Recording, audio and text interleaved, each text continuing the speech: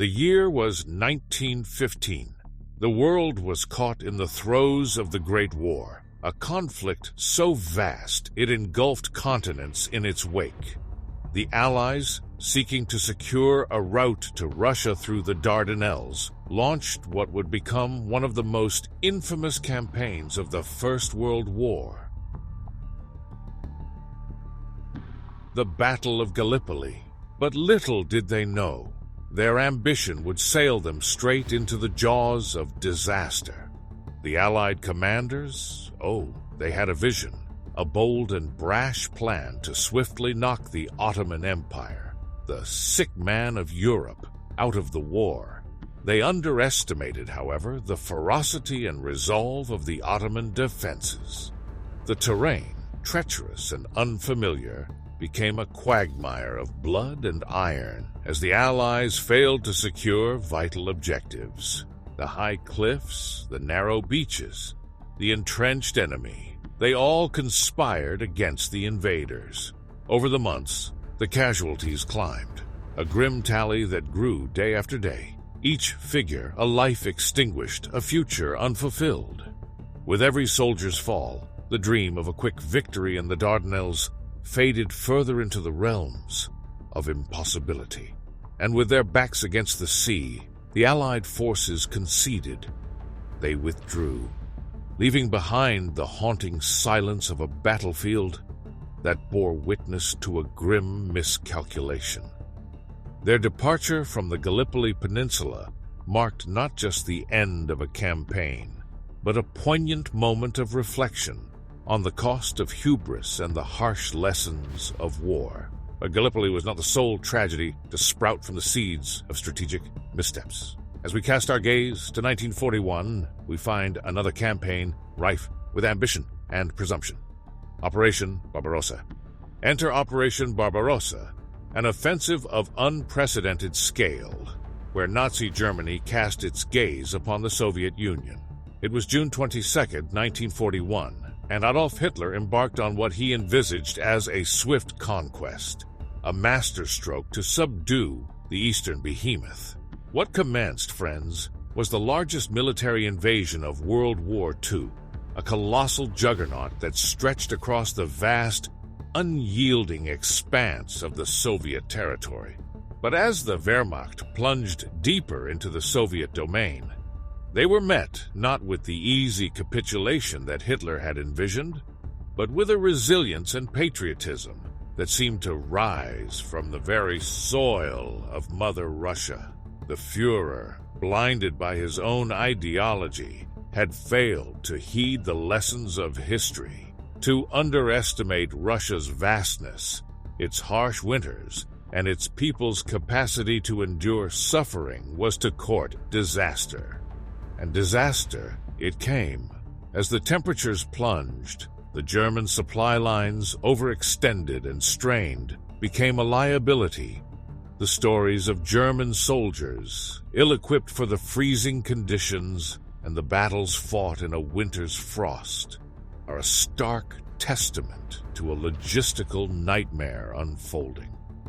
We can imagine, then, the chills that gripped not just their bodies, but the very core of the German war effort as they began to register the catastrophic magnitude of their miscalculation.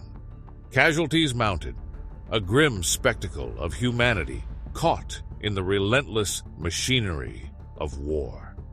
Each life lost, a thread severed in the tapestry of countless homes across Germany. Each tank destroyed, a testament to the ferocity of the Soviet response. And as the Red Army counterattacked, it became clear Operation Barbarossa was not the beginning of the end for the Soviet Union, but the very pivot on which the Eastern Front would turn against the invaders.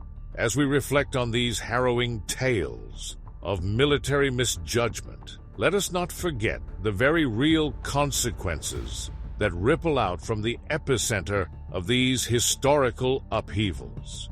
If you find yourself moved by the narrative of human endeavor, of strategy and sacrifice, I invite you to share your thoughts in the comments below. Engage with us. What moments in military history have captivated you? What lessons do we take from the blunders of our past? And now, allow me to navigate you to another chapter in our compendium of military miscalculations, the Battle of Dien Bien Phu. There is an operation etched in the annals of World War II. There is an operation etched in the annals of World War II that serves as a humbling narrative of audacity and ambition gone awry. Operation Market Garden. It was September of 1944, and the Allies, heady with the successes following the Normandy landings, conceived a plan that promised to deliver a fatal blow to the Axis powers. This airborne operation, one of the most extensive of its kind, was launched with the intent to capture key bridges in the Netherlands and forge a path straight into the heart of Nazi Germany. The grandiosity of the plan was matched only by the aspirations of those who set it in motion. Allied commanders envisioned a rapid advance, bypassing the heavily fortified Siegfried Line. But this high-stakes gambit hinged on a crucial factor: the element of surprise and the unbridled momentum of a swift and decisive airborne assault. Yet, as events unfolded, it became apparent that the Allied appraisal of their own airborne capabilities was tinged with a touch of wishful thinking. The drop zones, scattered and distant from key objectives, immediately compromised the cohesion and speed essential to the operation's success. Moreover, intelligence reports that indicated a strong German presence were, regrettably, not given the weight they deserved. Allied planners had painted an optimistic picture, wagering on the hope that German forces were still in disarray following their retreat from France. But the German resistance, underestimated at every turn, proved formidable. As gliders touched down and paratroopers descended upon the Dutch countryside, they encountered a foe resolute and well-prepared to defend their ground. The bridges that were meant to be sieged with daring ease instead became choke points, where the fate of thousands hung in the balance. Arnhem, in particular, stands as a stark testament to the perils of overreaching. A bridge too far, in the haunting words of Major General Urquhart. Operation Market Garden is a poignant illustration of the fine line between bravery and folly, between a calculated risk and a reckless gamble. The aftermath saw a sobering tally of casualties, equipment losses, and the dashing of hopes for an expedited end to the conflict.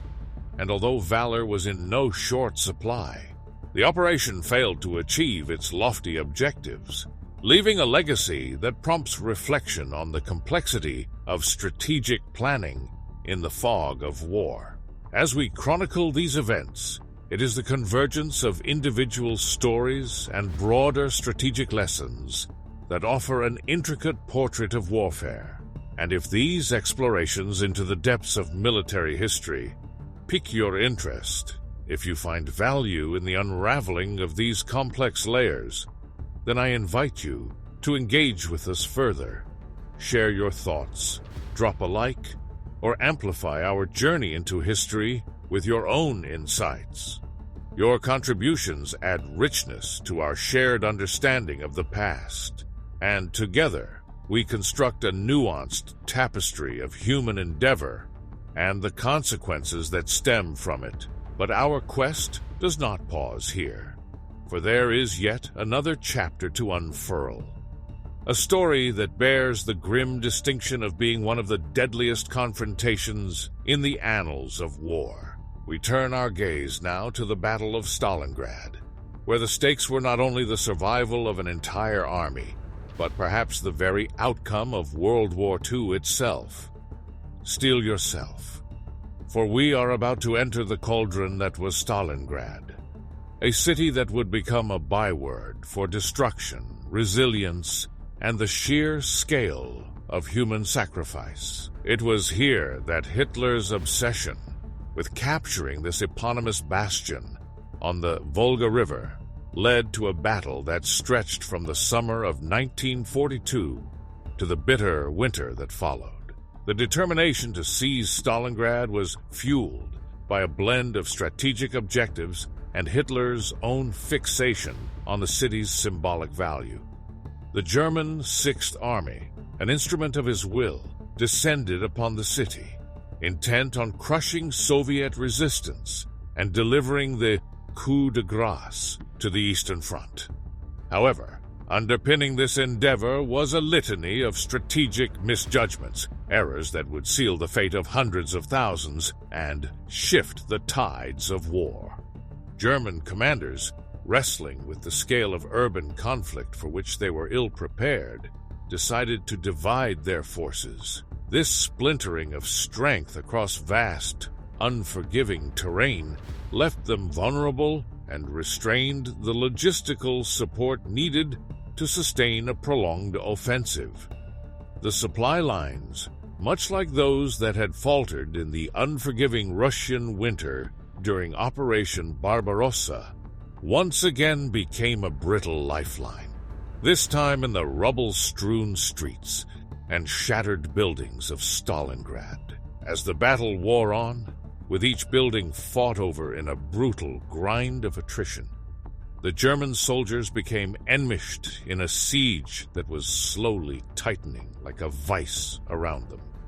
The Soviet counteroffensive, Operation Uranus, would come to encircle and ultimately decimate the trapped German forces, resulting in one of the most devastating defeats for the Wehrmacht during the war. The Battle of Stalingrad, with its unimaginable human cost, stands as a stark reminder of the peril inherent in overconfidence and the failure to adapt to the shifting dynamics of warfare. Its legacy is not merely measured in the loss of lives or the strategic reversal it represented, but in its testament to human endurance and the unyielding spirit of a city that would not capitulate.